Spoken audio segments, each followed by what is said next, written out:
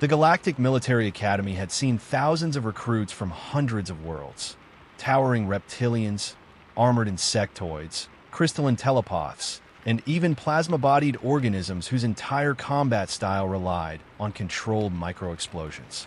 But in all its centuries of operation, the Academy had never received a cadet who requested a private training sector on day one. Her name was Lieutenant Kara Mills, and she walked through the colossal Academy gates with the relaxed posture of someone who wasn't impressed by much. She was human, compact, lightly built compared to most species, and without the natural armor or psychic abilities many cadets proudly displayed. But there was something in her stride, some quiet confidence that made the instructors pause. When asked why she wouldn't be joining squad drills, Kara gave the Academy Commandant a simple, polite explanation. Humans train alone because no one survives training with us. At first, the aliens thought it was a joke. Humans had a reputation for unpredictability, resourceful, stubborn, reckless, sometimes brilliant. But this sounded like an exaggeration, another dramatic statement from a species known for adrenaline-driven heroics. But Kara wasn't smiling. She wasn't being dramatic. She was warning them. The Academy granted her a private sector out of courtesy, expecting her to fail or reconsider. No species willingly trained without a partner. It was inefficient, even dangerous. Training alone meant no assistance, no stabilizing telepathy, no shared sensory input. It was the method of outcasts, rogues, and those who didn't understand military structure. But when the sensors activated in Sector 9, the instructors saw something they couldn't immediately explain. Human training didn't resemble drills. It resembled combat survival, and it was only the beginning. By the end of the first hour, the instructors monitoring Sector 9 realized something was wrong. Not with the equipment, but with their assumptions. Most cadets practiced with holographic drones or padded simulators. Kara? She activated Live Target mode, the one marked with a warning label in 6 languages, not for unsupervised use. The drones in this mode weren't simple floating targets. They were military-grade attack units programmed for lethal force. Normally, only final-year squads used them. Even then, most species demanded armored exosuits or telekinetic shields. Kara walked in wearing nothing but a standard utility uniform. The first drone fired a concussive round straight at her chest. Instructors flinched. Cadets gasped. The impact should have knocked her flat. Instead, Kara rolled with the force, came up on one knee, and snapped the drone out of the air with a precise shot that disabled its propulsion core. Her movement was fluid, unpanicked, like she'd rehearsed that exact strike 1,000 times. The second drone attacked from behind, but she didn't even turn around. She ducked under the blast, kicked off a wall, and used her momentum to slam a metal rod straight into the drone's sensory housing. It cracked open like an egg. One instructor whispered, "Why is she using live rounds? Does her species not fear injury?" Another replied quietly, "Humans fear stagnation more than wounds." But things escalated even further when Kara opened the environmental controls and manually set the training zone to deathworld difficulty. Temperature shifts, unstable terrain, collapsing platforms, and aggressive wildlife simulations. The system issued an automated safety warning. She dismissed it with a tap. The cadets watching from the observation deck were stunned. For them, training meant minimizing risk. For humans, apparently, training meant embracing it. And when the temperature in the room plunged to freezing levels, Kara didn't retreat. She exhaled slowly, letting her breath frost in the air, and kept going as if nothing had changed. Every alien in the room exchanged glances. This wasn't training. This was ritualized survival. And they were only beginning to understand what deathworld species truly meant. By the third day, crowds gathered outside Sector 9 during every training cycle. Not because Kara invited attention. She hadn't spoken to a single cadet yet, but because word had spread that the human solo drills looked more like someone trying to escape a collapsing starship while being hunted. The instructors, uneasy but fascinated, increased the observation detail. Kara had built her own course. Not requested, built. She moved heavy alloy platforms by hand, stacking them into uneven towers she scaled at full sprint. She dragged a shattered drone carcass across the ground to create resistance training. She climbed suspension cables without safety harnesses, and when the system restricted further terrain modification for her safety, she bypassed the settings and entered manual override.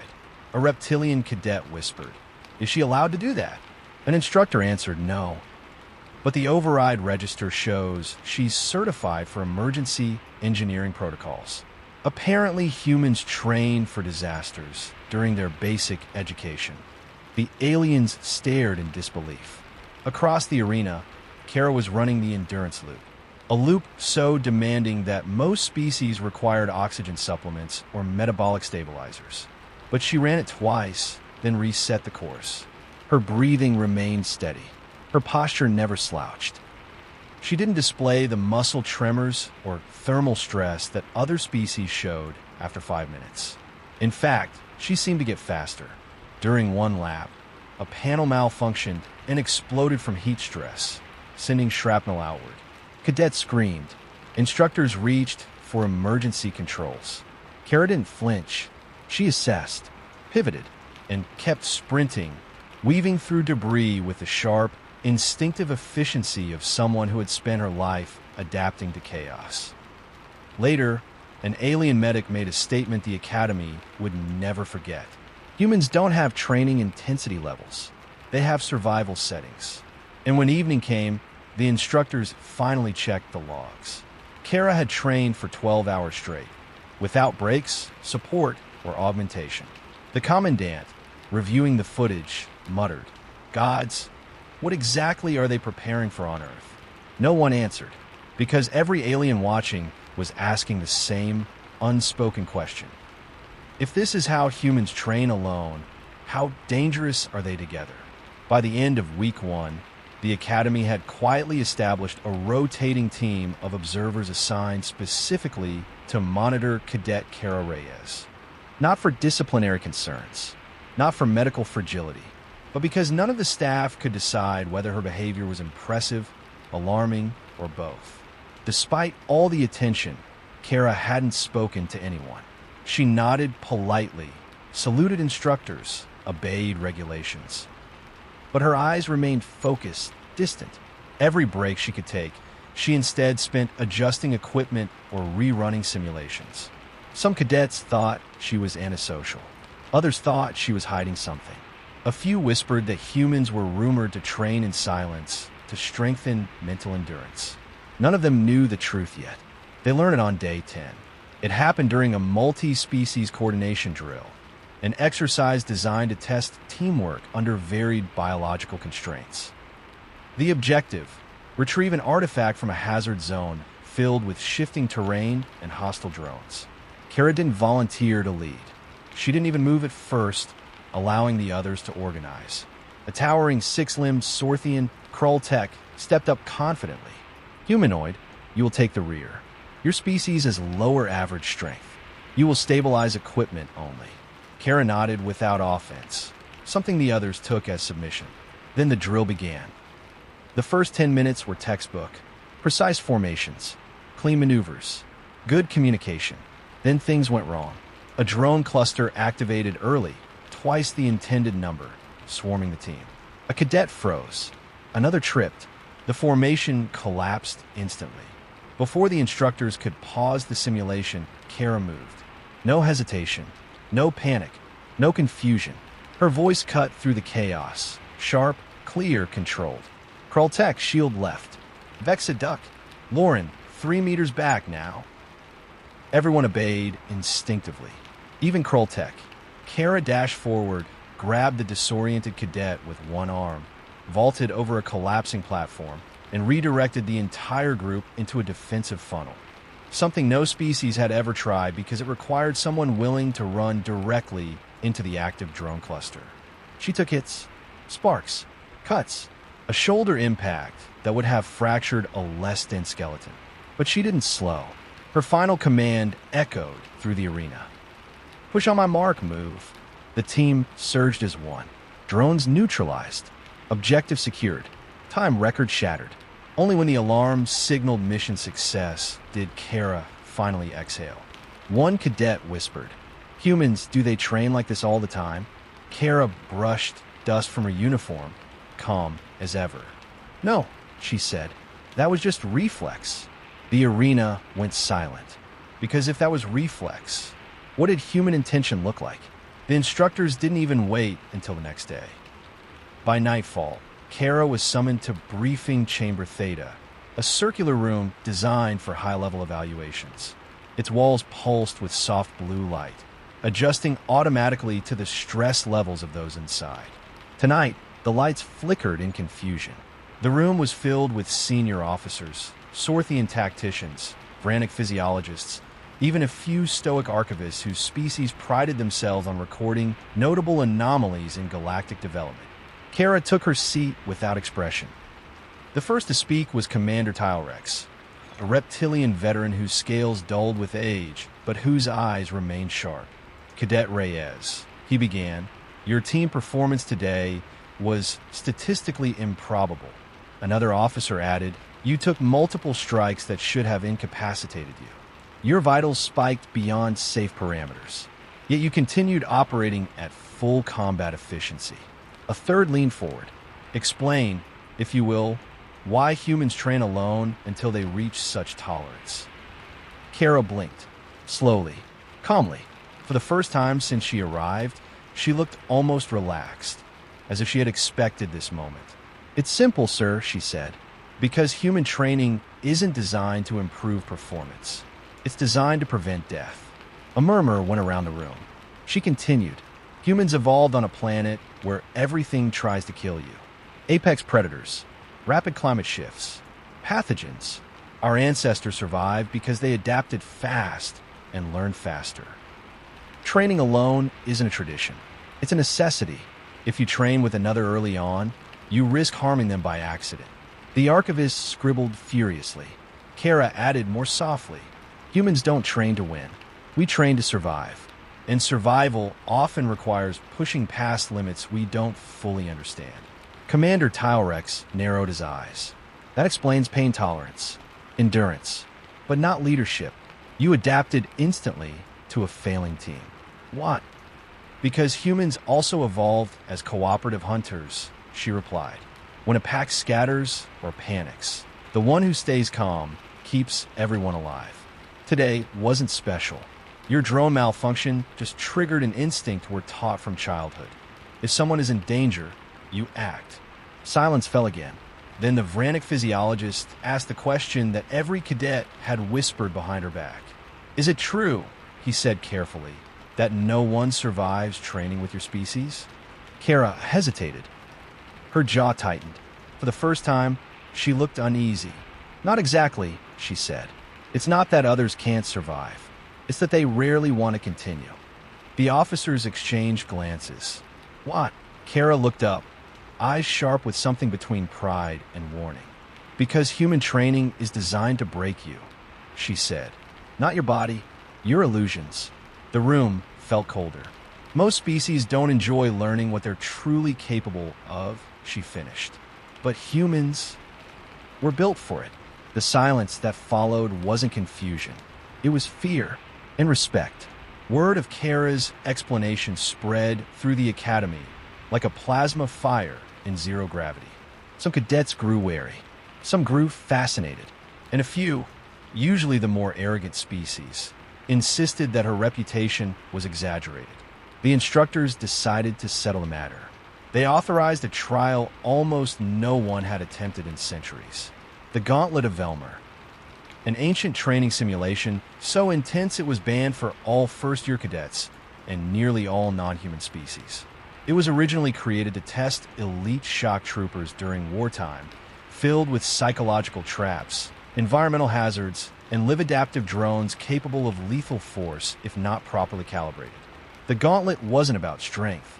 It was about fear, endurance, and instinct under extreme threat.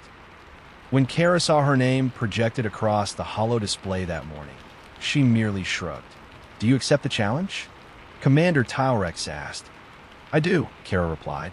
No hesitation, no bravado, A dozen cadets volunteered to watch from the observation platform, though most looked unsure whether they were witnessing history or a disaster in the making. The chamber door sealed behind her with a metallic boom, and the simulation activated. The environment shifted instantly. The ground cracked, reforming into jagged basalt. Acidic mist drifted across the terrain. Lightning storms raged overhead, striking randomly but with deliberate, hunting precision. Most species lasted 40 seconds. Kara stepped forward like she was walking into a morning workout. The Gauntlet reacted. Drones emerged first, sleek, spine machines that mirrored combatants' movements. When one lunged, Kara ducked under it, grabbed its chassis, and used its momentum to slam it into another. Sparks burst across the rocks. Is she adapting to its predictive algorithms? One observer muttered, but the Gauntlet escalated. It always did. The floor split, releasing a wave of molten heat. Kara sprinted across falling stone platforms as though born to it, timing each leap with inhuman precision. Then came the hallucination phase, designed to destabilize the mind. Figures appeared in the smoke. Voices whispered doubts. Illusions of failure, loss, and fear swirled like a psychic storm. Kara slowed. Her eyes softened for a heartbeat, just one. She hesitated. Someone whispered, "Why did she?" But then her gaze sharpened again, cutting through the phantom images like a blade. Humans had a unique advantage here. They already lived with their demons. They trained with them. They carried them. She didn't fight the illusions. She accepted them and walked straight through. The final trial awaited. An adaptive combat drone the size of a dropship, armed with plasma cannons and thermal sensors calibrated to track stress spikes. It opened fire. Kara didn't run. She charged. Even the instructors leaned forward, stunned, as she vanished into the smoke and fire. And the entire chamber quaked from the force of the battle. This was no longer training. This was proof. Proof the galaxy had never expected. The observers watched the smoke swirl across the Gauntlet chamber, waiting for either a shutdown alert or a casualty alarm. Neither came. Instead, a low mechanical groan echoed through the simulation speakers, followed by the unmistakable sound of tearing metal. A massive shape staggered into view. The final combat drone, sparks vomiting from its shredded armor. Deep gouges, inflicted by nothing but improvised strikes, ran across its plating. The Titan fell, hard, and behind it, stepping out a haze of fractured hollow light, was Kara Mills. Her hair was soaked with sweat, her knuckles were bleeding, and her breathing was steady. Almost calm, the chamber's emergency lights flickered. A moment later, something unprecedented happened. The Gauntlet shut itself down, not because she failed, not because she triggered the system's limits, but because its predictive algorithms, the same ones designed to escalate difficulty endlessly, hit an impossible calculation loop. It simply couldn't escalate further. It had been broken. By the stars, an instructor whispered. She overloaded the AI. Cadet Rosh, who once mocked human training, stared with wide, trembling eyes. She didn't survive the Gauntlet. She defeated it. When Kara stepped out of the chamber, the crowd parted instinctively, not in fear, but in something far more profound. Respect. Even Commander Tylerex, a veteran of 2 interstellar wars, approached her with his head slightly bowed. "No species has ever disabled the Gauntlet," he said quietly. "Tell me, Lieutenant, what did you see inside that helped you endure its trials?" Kara wiped a streak of soot from her face. "Nothing I haven't already seen," she replied. "Pain, fear, the things I trained to face long before I joined the Academy." She glanced around at the stunned cadets. "Humans don't train alone because we think we're superior. We train alone because our ancestors had to face the worst, often by themselves.